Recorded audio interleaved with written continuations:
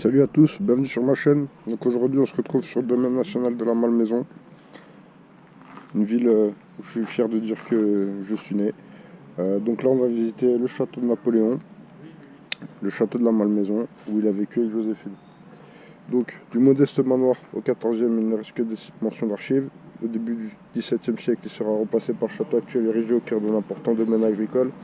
À la fin du XVIIe et au cours du XVIIIe, le château est agrandi, le parquet retracé à l'anglaise, et les appartements modernisés par les Lecoulteux du Molay, propriétaires depuis 1771. Joséphine acquiert le domaine en 1799, 3 ans après son mariage avec Bonaparte. Les architectes Fontaine et Percier le mettent au goût du jour et l'impératrice ne cesse de l'agrandir. Après quelques temps, un jardinier anglais se passionne pour la botanique et les roses, élève une orangerie et une serre chaude.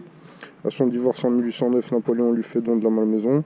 Et il meurt le 29 mai 1814, laissant à son fils, le prince Eugène, un domaine de 726 hectares, bientôt réduit par quelques ventes. Après sa mort, le domaine est vendu en 1828 au banquier Aguirman, puis en 1842 à la reine d'Espagne Marie-Christine.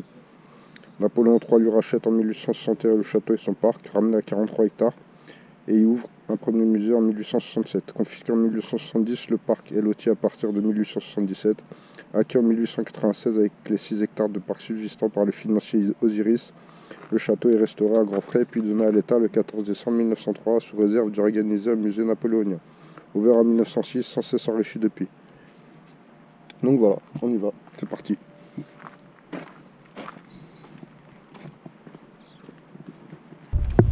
Donc voilà, on marche sur les traces de l'empereur. Il a vécu ici. Il a dirigé le pays d'ici.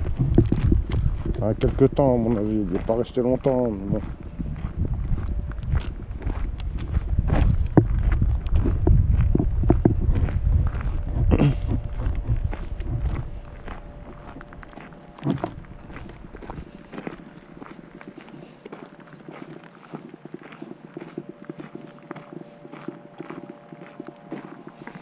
Comme il a dit, il va falloir enlever le casque. C'est pas grave. Là, vous êtes sur le casque, mais je vais enlever la GoPro.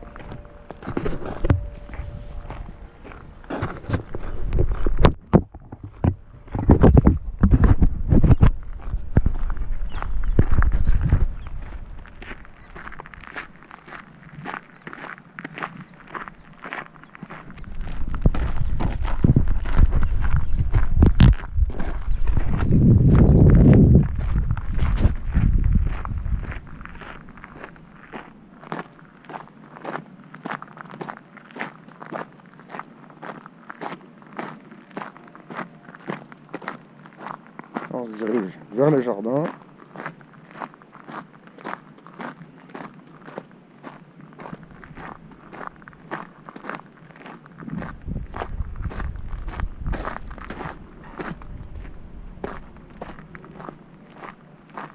Faire un petit tour du jardin avant d'aller dans le château.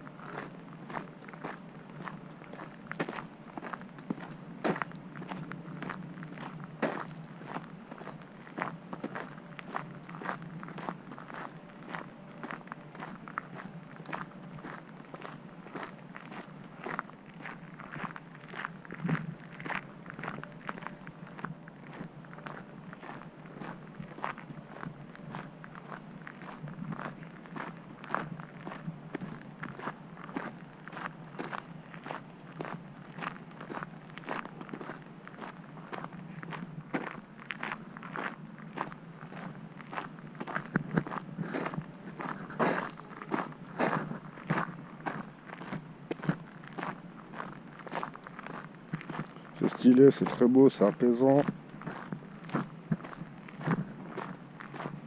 Il fait beau, ça va, on a de la chance. Aujourd'hui, il flotte pas comme vache qui pisse, c'est bon. On va le faire.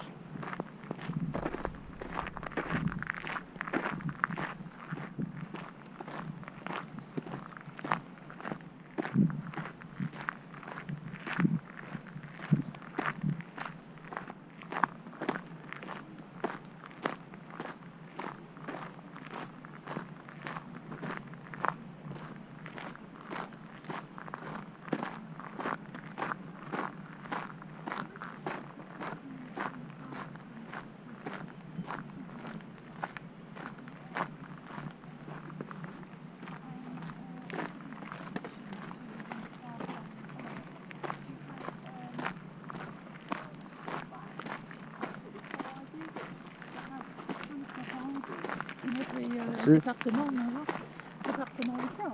Mais that didn't come about, but that was actually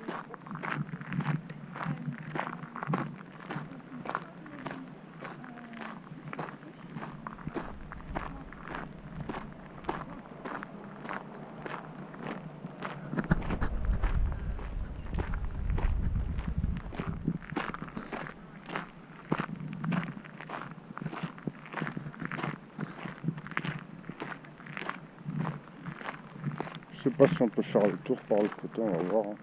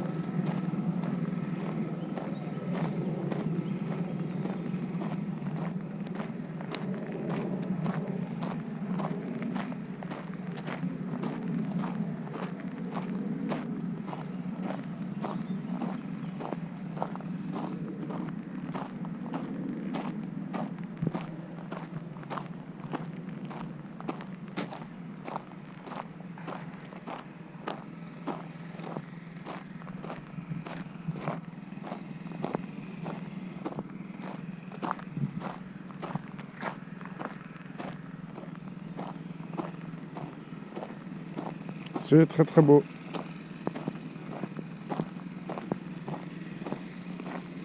Petite visite express des jardins. Donc on a fait le tour du château comme vous pouvez constater. Maintenant on y va. Hein.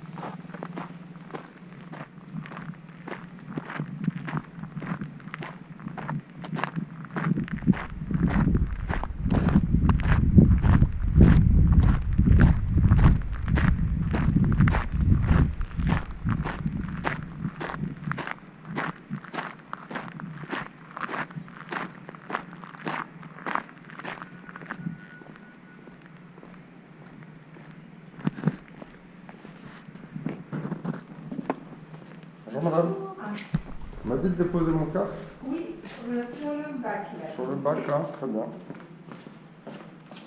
Alors, est-ce que vous avez réservé? Non, j'ai acheté un billet là à l'entrée.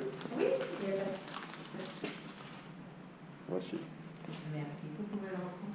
Donc, vous commencerez votre visite sur votre droite. Très bien, merci madame. Bonne journée. visite. Au revoir. Au revoir.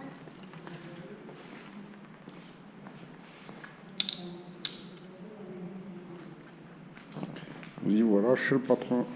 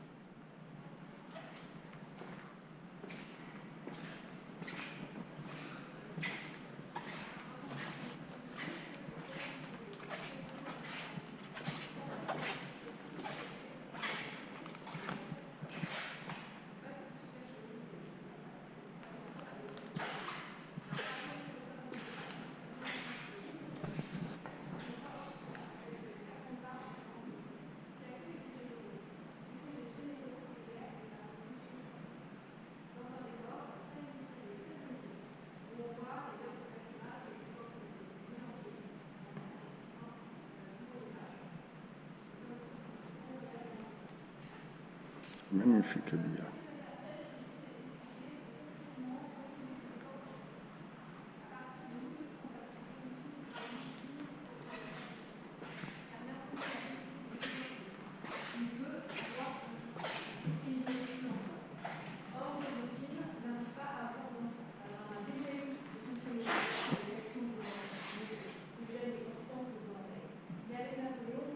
Donc Napoléon, entre-temps, a eu des enfants illégitimes qui se rend compte que la stérilité mondiale est donc pénible, donc il décide de divorcer. Il se remarie en 1810 avec Marie-Louise de Habsbourg-Lorraine, la fille de l'empereur d'Autriche, et en 1811 naît son fils, donc qui reçoit le titre de roi de Rome. Alors Joséphine va conserver Malmaison, ça devient son château à elle. Elle va aussi conserver son titre d'impératrice. Et c'est après le divorce qu'elle fait un fait au décor de ses pièces. Donc nous conservons de ce décor fait pour elle, après le divorce, les portes, dessus de porte, plafond, ainsi que les tableaux en médaillon. Alors si vous regardez le plafond, donc cet élégant décor blanc et or, on va retrouver beaucoup d'éléments qui nous rappellent la personnalité de Joséphine. Comme par exemple, dans les angles de la pièce, vous avez de beaux signes dorés. Joséphine a choisi comme animal emblème le cygne. Alors, elle en avait dans le parc, des blancs et des noirs. Et d'ailleurs, ces cygnes noirs, qui sont arrivés ici en 1803, vivaient pour la première fois en Europe à Malmaison. Car Joséphine voulait que Malmaison soit un jardin d'acclimatation pour des plantes et des animaux. Alors, si vous avez l'occasion d'aller vous promener ensuite, nous avons derrière le château quelques cygnes noirs, en souvenir de ceux de l'époque de Joséphine. Alors, elle choisit comme animal emblème le cygne, et on en voit dans le décor du château, par exemple sur son lit, on verra qu'il y a beaucoup de cygne. Alors, vous avez également des